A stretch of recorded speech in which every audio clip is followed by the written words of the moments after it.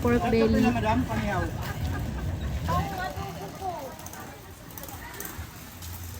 Madam.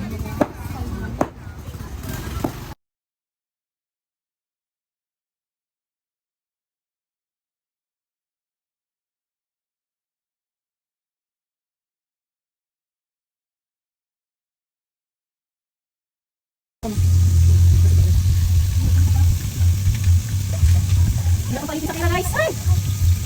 Ay, maupo kasi ako. Ano kaya ang isip? Second batch. Second batch pa. So, ayan. Meron tayong fried chicken. Tapos, meron tayong pang sisig. Ano? O, di ba?